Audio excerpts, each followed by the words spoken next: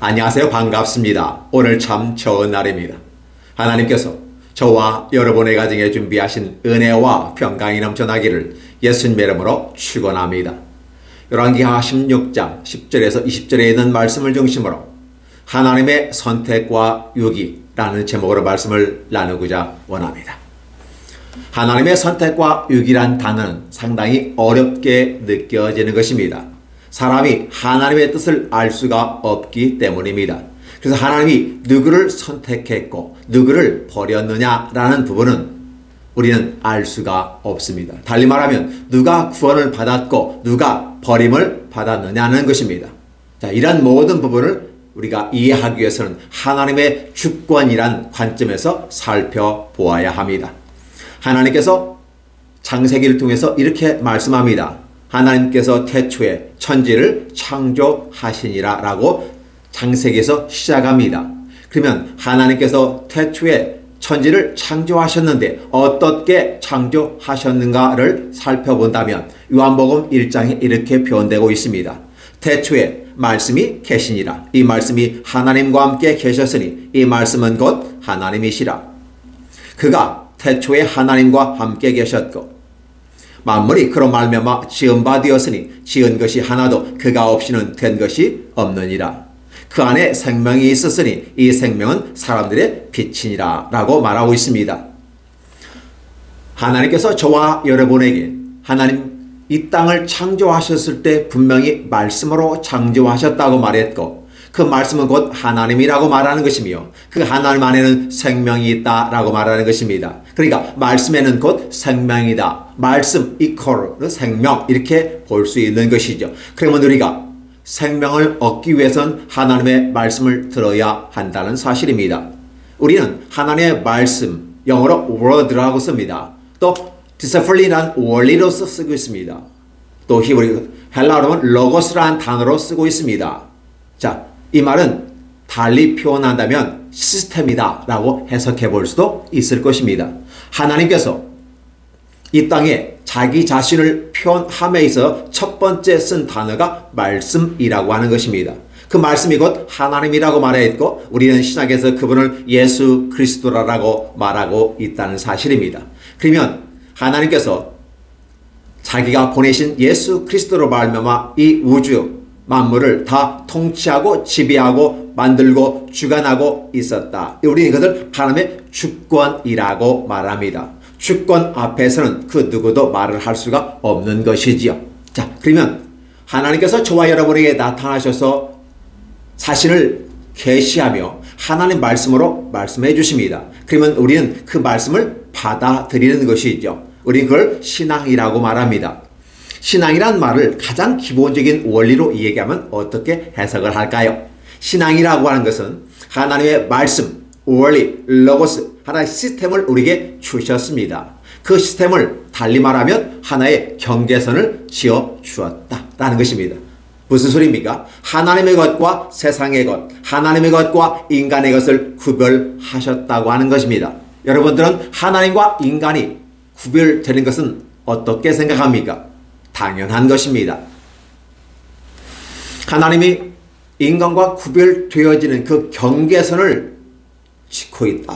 그러면 신앙이라는 개념은 우리가 원하는 라인이 아니라 하나님께서 원하시는 라인을 만들어 주셨고 우리는 그 라인을 지키는 거다. 그 라인이 곧 경계선이다 라고 하는 것입니다.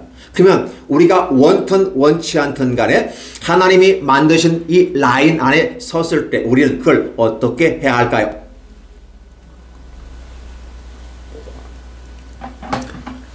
우리는 그것을 수용해야만 하는 것입니다. 그 수용한 상태를 가르쳐서 우리는 믿음을 가졌다라고 말하는 것입니다. 그러니까 우리가 가졌다, 소유했다 이런 개념은 하나님의 주신 모든 것을 인정하고 동의했다. 그러니까 내가 수용할 수밖에 없었고 자연스럽게 그걸 우리의 믿음으로 드러나게 되는 것입니다. 이러한 부분에 있어서 하나님 앞에 인간은 어떠한 자세를 취할 것인가? 겸손한 자세를 취해야만 합니다. 그래서 하나님 앞에서 가장 중요한 것이 무엇이냐고 어거스틴에게 물었습니다. 이 어거스틴은 구교와 신교 사이에 굉장히 큰 축을 가르는 분으로서 존경과 사랑의 대상이었습니다.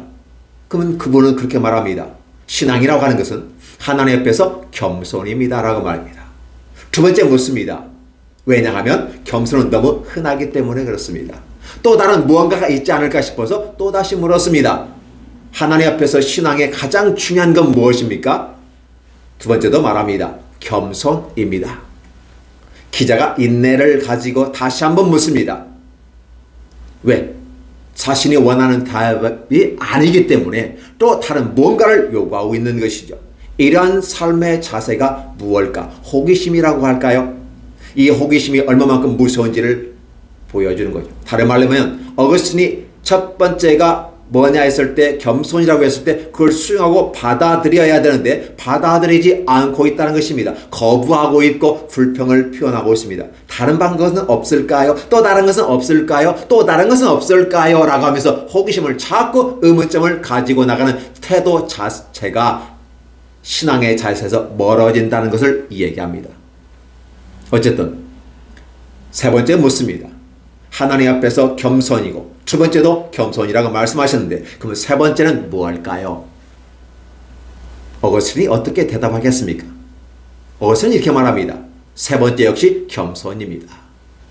그 말은 무슨 말입니까?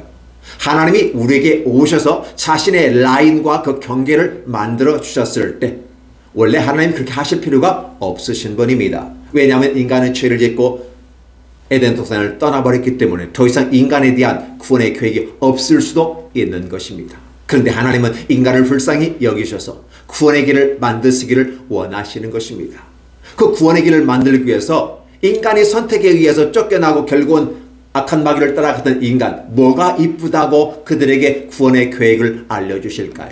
그럼에도 불구하고 하나님의 모양과 형상을 따라 창조된 인간이기 때문에 뗄래야 뗄 수 없는 관계입니다. 하나님이 그래서 사랑으로 다가오시면서 내가 너의 아버지야 라고 말하는 것입니다. 그러면서 나이를 정해주는 것이죠. 그게 바로 그것을 수용하고 받아들이는데 불평하고 짜증내고 또 다른 거, 아니 다른 거요. 아니 그거 말고 다른 거, 또 다른 거.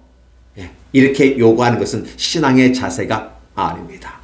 물론 학문적 자세에서는 그렇게 또 다른 것을 호기심을 가지고 접근하는 볼 수도 있겠지만 신앙의 자세, 종교적인 자세 입장에서는 하나님 앞에 주시는 대로 순전히 받고 겸손하게 수용해서 아멘 그렇게 되기를 원합니다 라고 말하는 것이 신앙입니다. 그러면 이러한 신앙을 우리가 삶을 살아가게 될 때 그렇지 못한 모습으로 갖고 나갔을 때 어떠한 모습이 나타날까?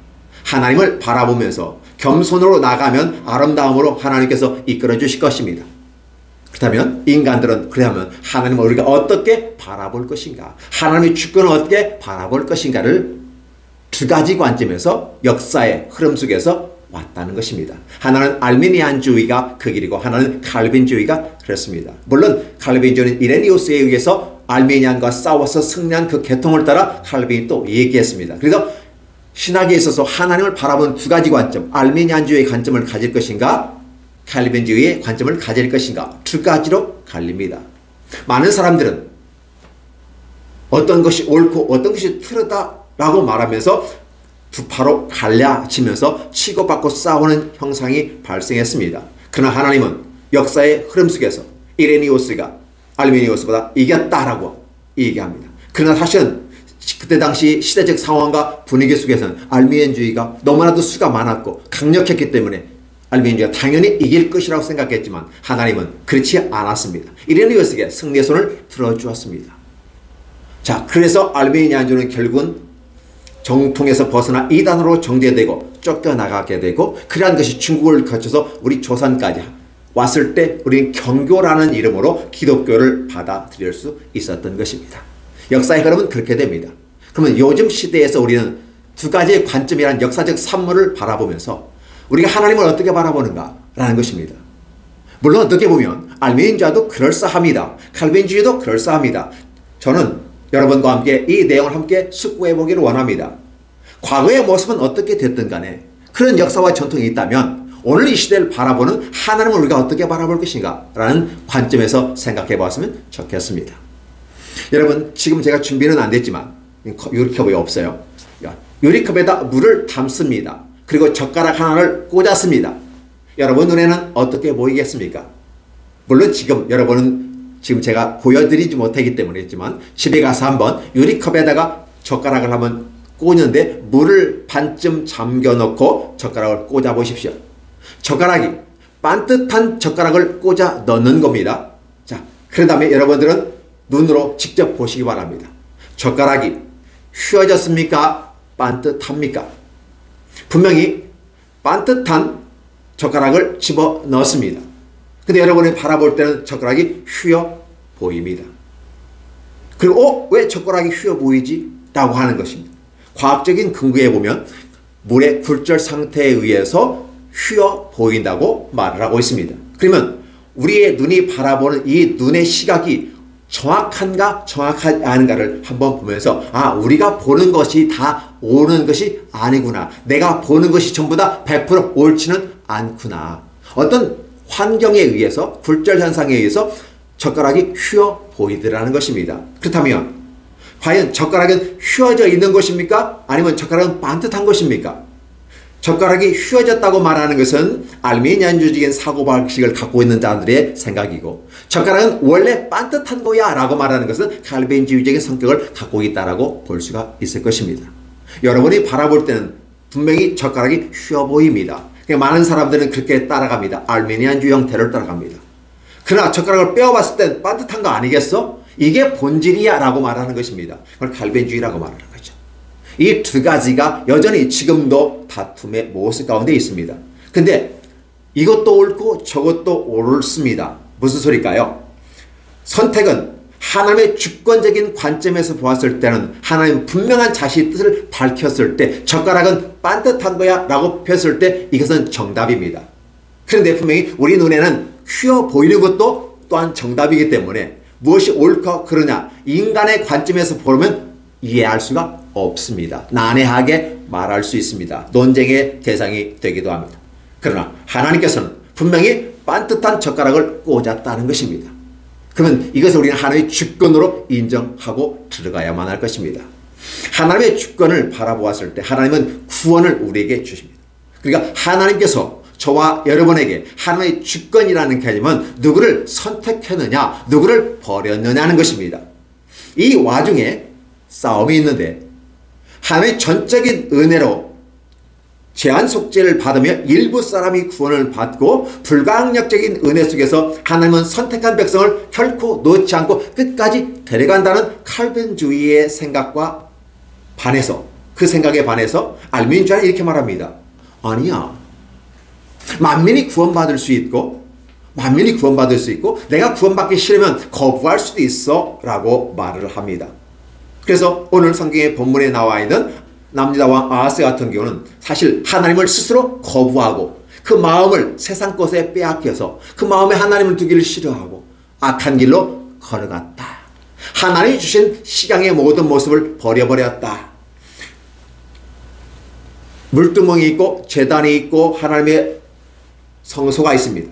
근데 이러한 것들 다 옮겨버리고 아스루에 있는 다마스커스에 있는 수도가 다마스커스니까 거의 큰 제단, 멋있고 화려한 제단을 시간을 갖다가 놓고 여호와의 제단을 옮겨버리는 이러한 모습을 아하스를 보여줌으로써 그에게는 하나님이 없구나, 하나님을 무시하였구나 라는 생각을 해보게 되죠. 결국은 하나님은 결과적으로 보면 아하스를 버렸다, 유기하였다 라고 말합니다.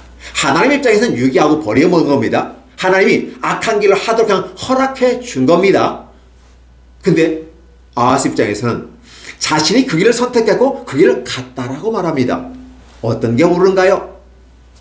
아까 컵 속에 젓가락을 집어넣었을 때 본질적인 부분 속에서 과연 휘어져 보일 것이냐 반듯한 것이냐라고 우리는 두 가지 관점에서 생각해 볼 수 있습니다.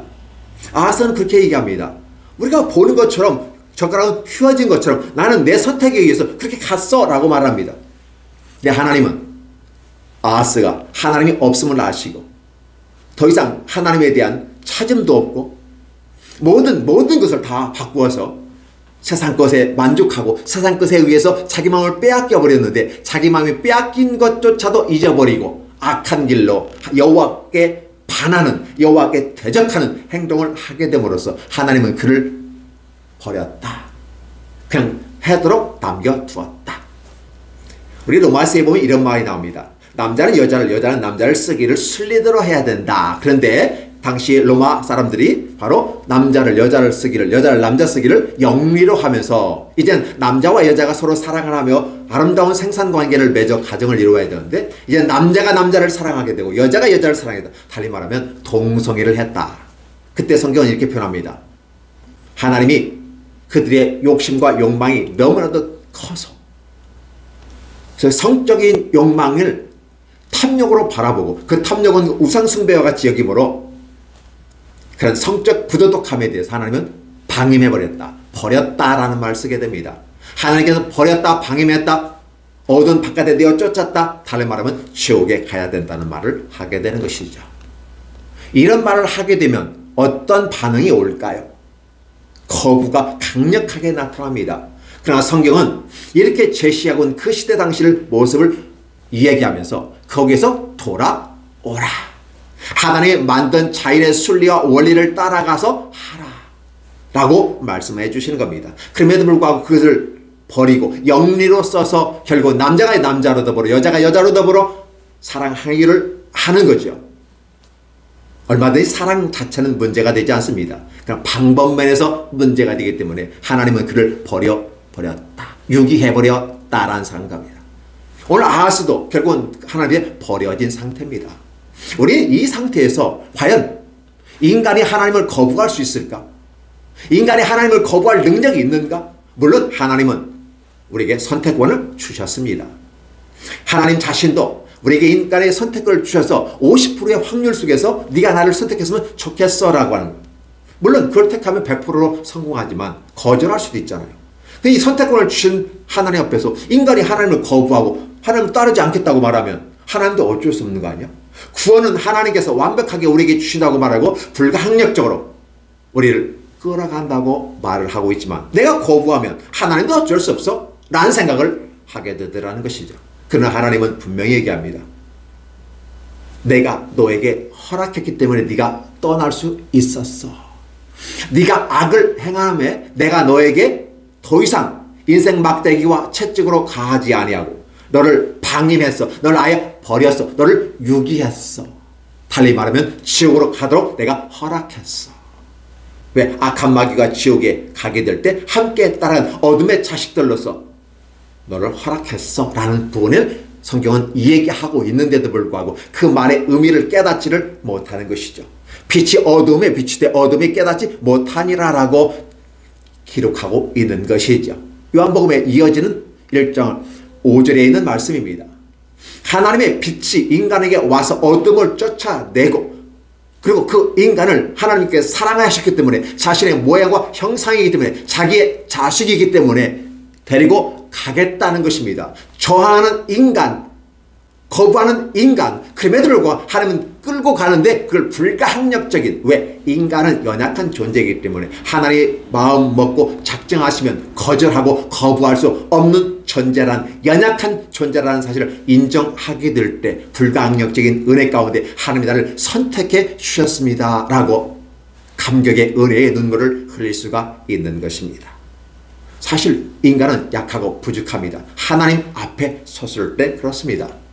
만물의 영장이라고 인간을 얘기하면서 자기가 우쭐대면서 우리의 이름을 하늘에 대고 우리의 대를 대자 바벨탑 사건을 기억하십니까?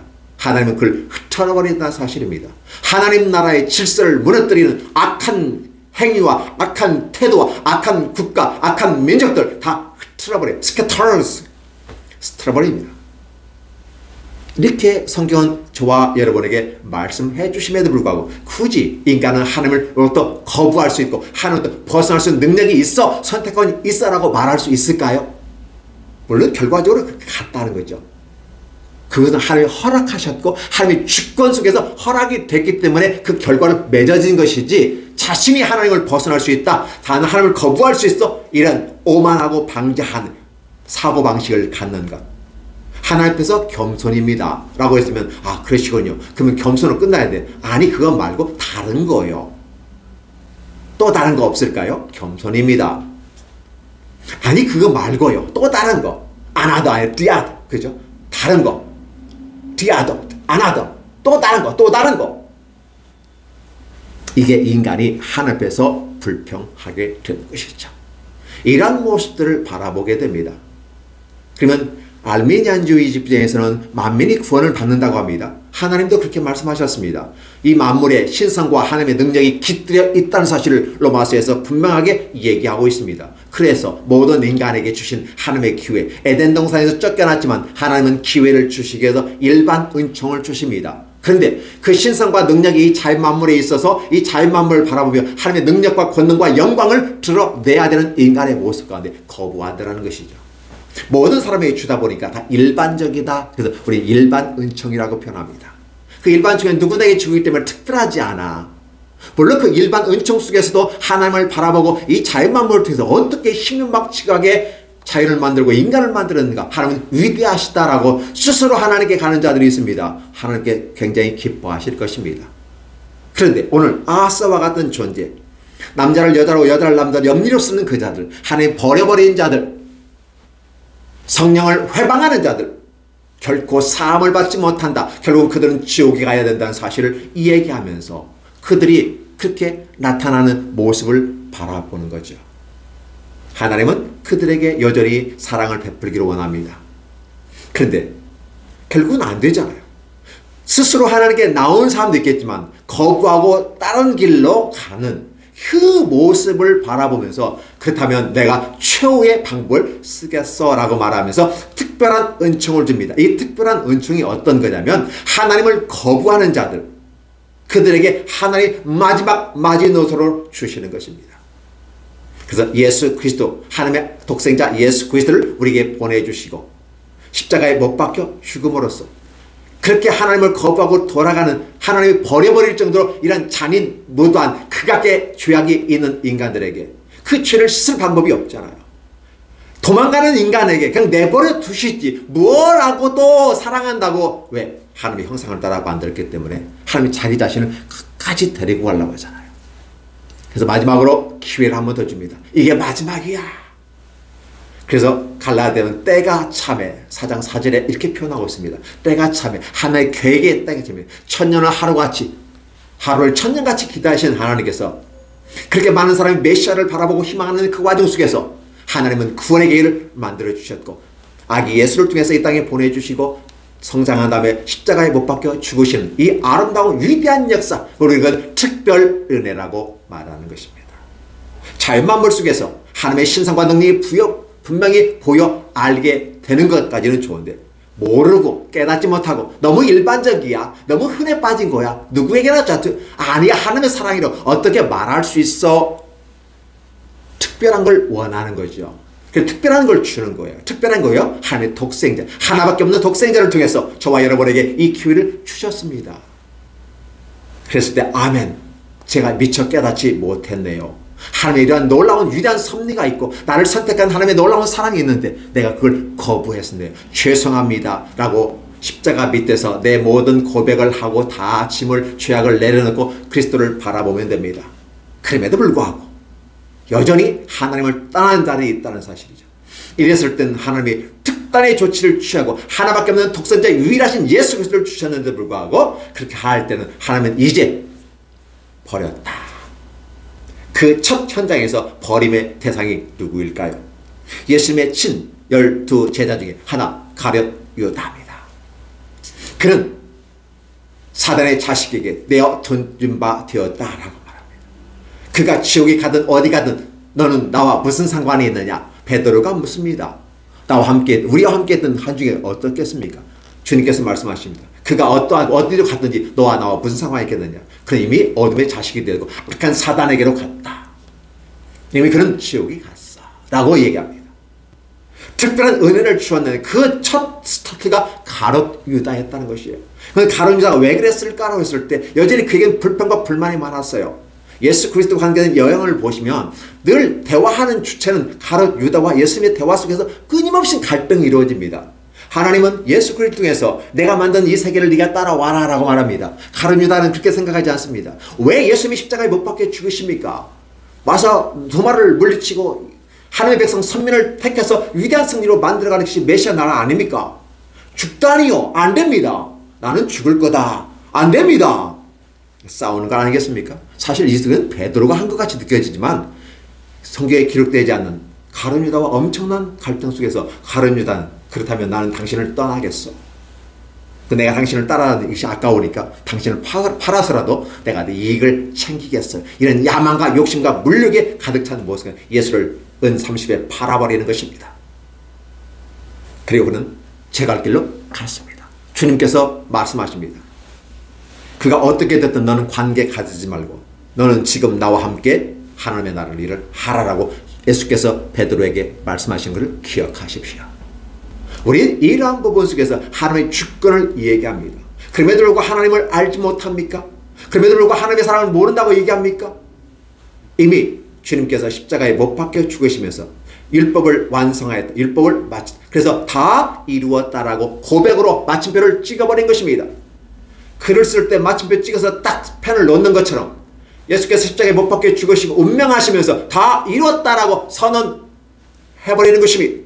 이 선언이 곧 모든 인류를 예수 그리스도가 하나님의 아들로서 이 땅에 오셔서 우리를 엄청 사랑하셨고 그 사랑의 증거가 뭐냐? 로마서 5장 8절에 십자가에서 우리의 사랑을 확증해 주신 이 근거를 가지고 하나님께 갈 수 있다라는 것입니다. 이게 하나님의 놀라운 구원의 역사인 것입니다. 그런데 여전히 우리는 그 예수를 부인하고 있더라는 것입니다. 알미니안주의께서는 고시적인 차원에서 모든 인류를 구원받을 수 있다고 말하며 구원도 거절할 수 있다고 얘기를 합니다. 맞는 것 같기도 하면서 맞지 않는 이 상야릇한 논리를 정합니다. 이게 바로 위험한 모습. 그래서 이단으로 정죄됐던 이유가 그거예요. 그러나 칼빈주의 입장에서는 어떻게 얘기합니까? 모든 만민이 구원받기를 원하지만 그렇지 못했어. 그래서 특별한 은총을 주셔가지고 만든 그 길. 그래서 예수 그리스도 앞에 나오는 자는 수고하고 무거운 짐 자들아 다 내게로 와라. 내가 너희를 쉬게 하리라. 그 쉰다는 것이 뭘까요? 구원의 문제입니다. 육체적인 문제, 정신적인 문제, 질병의 문제, 경제적인 문제. 그렇죠. 이 땅에서는 그런 것들이 우리를 붙잡고 있어. 우리가 그걸로 구원받지만 총체적인 부분 속에서 하나님 나라에 들어가는 놀라운 복락원으로 들어가는 원래 영락원에서 신락원으로 빼앗겨 버렸습니다. 그렇죠. 그래서 다시 회복되는 복락원으로 들어가는 이 놀라운 구원의 길을 예수 그리스도께서 만들어 주셨다는 것입니다. 그러면서 여전히 저와 여러분에게 성경을 줍니다. 너희가 성경에서 영생을 얻고자 성경을 상고하거니와 이 성경은 곧 나와 하는 것이다. 하나님은 말씀이고 하나님과 함께 계시고 그 말씀이 곧 하나님이다. 요한복음에 기록된 것처럼 결국은 이 말씀은 그 안에 생명이 있었다. 근데 그 생명이 있는데 그게 빛이다. 어떤 빛이다? 인간의 속에 있는 빛이다. 결국은 우리들에게 하나님의 지각과 그 영원한 하나님의 말씀에 대한 깊은 사색을 통해서 하나님의 말씀의 시스템과 원리를 이해하고 그 말씀에 순종하고 순복하는 모습이 진정한 아름다운 모습입니다. 어떻게 보면 호기심을 가지니까 사색을 할 수도 있습니다. 호기심과 사색은 같을 수 있습니다. 그러나 분명한 것은 우리는 믿음을 위해서 하나님 말씀에 대한 깊은 사색을 통해서 진리가 그런지 아닌지를 분별해내는 지혜가 있습니다. 호기심과 의문으로 말미암아 접근하는 방식이 아닙니다. 호기심과 의문으로 가게 되면 결국은 악한 사단 마귀의 낚싯밥에 꼬여 미혹이 됩니다. 하나님은 인간에게 놀라운 기회와 은혜를 주셨습니다. 그런데 문제는 인간의 욕망과 야망이 그 죄악과 탐욕이 결국은 붙잡는 게 무언가. 자기가 붙잡긴 붙잡았는데 그게 무언지도 모르고 붙잡으면서 그것과 함께 뻥 하고 날아가 버리는 그런 멸망의 길을 선택하더라는 것입니다. 그래서 성경은 그렇게 얘기합니다. 너는 살기 위해서 진리와 생명을 택하라. 내가 선택권을 준 건 분명하지만 살기 위해서 생명과 진리를 택하라 라고 말하면 그러면 이 말에 아멘 아멘 아멘 하고 나가면 얼마나 좋겠습니까? 그러나 여전히 인간에게는 불평과 불만으로 따지고 들고 짜증내고 그래서 인간 중심의 것으로 가버리는 존재가 아닙니다. 하나님으로부터 시작해서 인간의 모습으로 가서 인간의 어떤 조건과 역할을 만들어서 하는 것이 종교의 모습인 것입니다. 사실 종교는 거시적인 관점의 알미니안주의와 캘빈주의적인 어떤 부분 속에서 미시적인 정원 속에서 두 가지가 섞여 있습니다. 그런데 이 섞여임 속에서 인간이 혼란스럽고 미혹됩니다. 이게 믹스가 되면서 이상하게 변질될 수도 있습니다. 그러나 하나님의 선택과 유일한 이 구원의 문제 속에서 전적으로 하나님의 구원, 하나님의 전적인 주권의 양을 인정하게 된다면 저와 여러분들은 감사와 은혜 속에서 겸손히 바짝 엎드리고 아멘 주 예수여 속히 어서 오시옵소서 라고 말하는데 저와 여러분이 과연 그렇게 할 수 있을까요? 거부하지 않습니까? 내 모습 그대로 있는 그대로 주 앞에 나오지 않고 아직 준비가 안 됐어요. 좀 더 해야 돼요. 뭐 오지 마세요. 내 나이가 몇인데 지금 난 못 가요. 이거 한다고 못 간다고 말해라.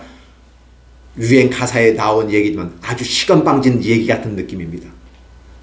인간의 희락 속에서 그렇게 웃고 지나가지만 그 소리를 만약에 하나님이 직접 들었다면 대노할 것입니다. 네가 무엇이 간대 이래저래서 못 간다고 말하고 아직 오지 말라고 말할 수 있겠느냐. 너에게는 그런 주권과 능력이 없어. 너는 그걸 할 수 있는 권한이 없어. 전적 타락을 했기 때문에 결국 너는 어떤 선택도 할 수 없어. 내가 너에게 베풀어준 은혜 속에서 네가 살 수 있는 거야. 내가 너에게 주신 빛 가운데 네가 비로소 존재한다는 걸 알 수 있는 거야. 내가 너에게 준 빛이 아니면 너는 스스로를 바라볼 수가 없어. 어두움 가운데 너 자신을 형체조차도 알아볼 수가 없어.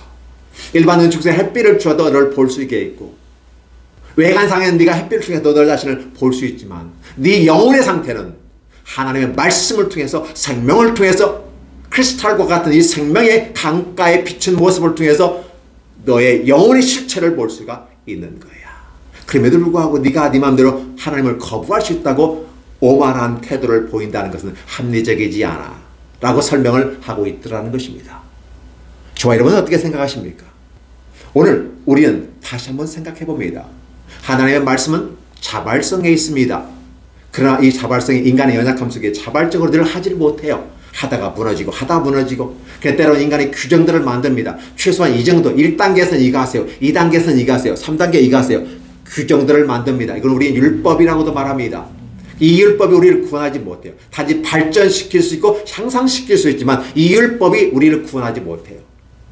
인간이 만든 율법으로는 안 된다는 것입니다. 하나님이 주신 율법은 가능해요. 그 하나님이 주신 율례와 규례가 뭡니까? 하나님의 커버넌트, 하나님의 약속의 말씀이기 때문에 그렇습니다. 인간이 만든 규칙과 규례가 구원을 이룰 수 없다는 사실, 인간이 만든 종교 시스템을 통해서 구원받을 수 없다는 사실을 기억해 주셨으면 좋겠습니다. 분명히 우리는 저와 여러분의 삶 속에서 강력하게 나타나는 아름다운 것은 말씀이신 하나님께서 그분과 계셨고 하나님과 계셨고 그 말씀이 곧 하나님이시고 그런데 그 안에는 생명이 있었고 근데 그 생명은 곧 사람들의 빛이다. 그래서 결국은 인간에게 하나님이 생명을 주시고 그 빛을 주시고 그래서 인간의 모습 속에서 하나님의 형상과 모양을 따라 창조된 이 모든 것을 세상에 드러내는 것입니다. 이걸 우리는 계시한다라고 하는 것이죠.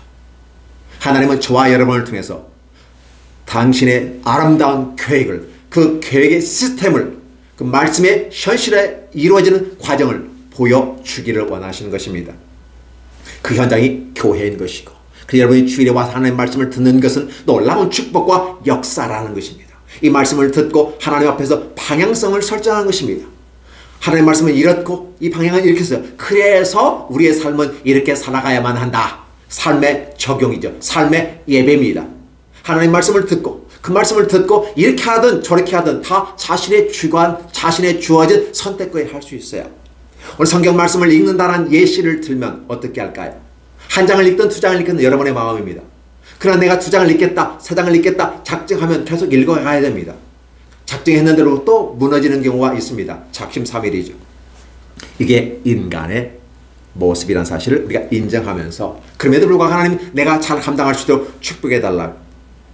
자신의 믿음의 분량에 맞춰서 자신을 훈련하고 자신을 개혁하고 자신을 삼정화시키고 믿음 안에 굳건히 서 나가는 이런 모습이 바로 신앙생활이고 삶의 예배로서 우리에게 아름다운 열매를 가져오게 되는 것이죠. 그래서 여러분 기억해 주시기 바랍니다. 하나님께 와서 이제 대면의 시대가 됐습니다. 대면하여 예배 드리십시오. 하나님 말씀 직접 들으십시오. 부르기 어려워서 힘들 때는 유튜브를 통해서라도 말씀을 듣고 깨닫고 함께 하나님과 함께하는 아름다운 축복의 역사 현장 속에 있기를 원합니다. 할 수 있으면 직접 와서 예배 드리십시오. 이단 사비가 판치는 사고이기 때문에 나는 교회 무서워서 못 가겠다. 걱정하지 마십시오. 하나님은 당신의 사랑한 자를 붙드십니다. 달리 말하면 이단 사위에 빠져 미혹된 자들은 하나님께서 이미 다 예약되어 있기 때문에 그들은 관심이 없어요. 내버려 두는 겁니다. 기억해 주시기 바랍니다. 하나님이 택하신 자는 반드시 선택하시고 끝까지 이끌어 가십니다. 지옥의 문턱에 앞에 서서라도 끌어옵니다. 예를 들어볼까요? 예수께서 십자가에 못 박혀 죽으시는데 두 강도가 있습니다. 하나님은 그 죽음의 문턱 앞에서 당신의 나라에서 나를 기억해달라는 한 강도의 외침에 내가 오늘 나와 함께 낙원에 있으리라. 마지막 그 현장, 그러니까 기억해 주세요. 예수께서 우리에게 구원의 특별한 은총을 주시기 위해서 와서 십자가에 못 박혀 죽이시기 전에 결국은 악한 어둠의 세력으로 갔던가 유다라 한다면 그 십자가 마지막 현장 속에서 마지막으로 지옥의 문턱에서 구원받은 사람이 강도였다는 사실을 기억해 주시기 바랍니다. 오늘도 하나님은 이렇게 말 한마디에 구원해요. 무슨 소리예요? 당신의 나라에서 나를 기억해 주십시오.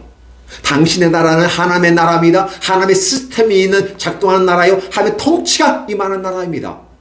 그렇게 원할 때 하나님은 내가 나와 함께 오늘 낙원에 있으리라. 할렐루야. 다른 말로 하면 오늘 내가 구원을 받았느니라. 하나님의 선택이 결정되는 것입니다. 그러나 옆에 강도는 마지막 그 순간까지 누구는 마지막에 그 찬스를 잡았는데 한 친구는 당신이 하나님의 아들이면 마귀의 목소리와 똑같이 내는 것입니다. 너도 구원하고 우리도 구원해봐. 죽음의 현장 속에서 과연 그런 말이 나올까요? 버려진 자의 입에서 나오는 악한 표독스러운 독설인 것입니다. 저와 여러분은 성경을 분명히 봅니다. 무엇을 보십니까? 하나님의 주권을 중심으로 선택과 위기가 어떻게 이루어지며 그 말씀이 나에게 어떻게 적용되는지를 분명히 보시고 나의 연약함과 부족함을 첩에 내려놓고 겸허하게 주님을 따라가는 것입니다. 하나님이 주신 것을 순전히 수용하고 받아들이는 믿음을 가지고 이것을 내 안에 완전히 내재화 한 다음에 사랑으로 실천해가는 아름다운 모습, 그리고 주님을 바라보며 끝까지 인내해가는 모습, 이게 아름다운 신앙의 모습인 것입니다. 그래서 오늘 하나님의 선택과 위기에 대해서 말씀을 드렸습니다. 어떻게 하시겠습니까? 이젠 저와 여러분의 선택입니다. 하나님 우리에게 주신 선택 속에서 살기 위해서 생명과 진리를 선택하시겠습니까? 아니면 지옥의 길로 가시겠습니까? 선택은 여러분의 몫입니다. 하나님 말씀이 들려집니다. 들으시겠습니까? 안 들으시겠습니까? 여러분의 몫입니다. 결국은 그것의 근거에서 저와 여러분이 분명히 영생과 영벌이 결정된 사실이에요. 누구에 의해서? 저와 여러분입니다. 저는 이 말씀을 듣는 모든 분이 하나님의 말씀과 진리를 따라 생명을 선택하고 영생의 축복 받으시기를 예수님의 이름으로 축원합니다. 기도하겠습니다. 하나님 감사합니다. 귀한 놀라운 역사와 권능으로 말미암아 아버지께 영광 돌려드립니다.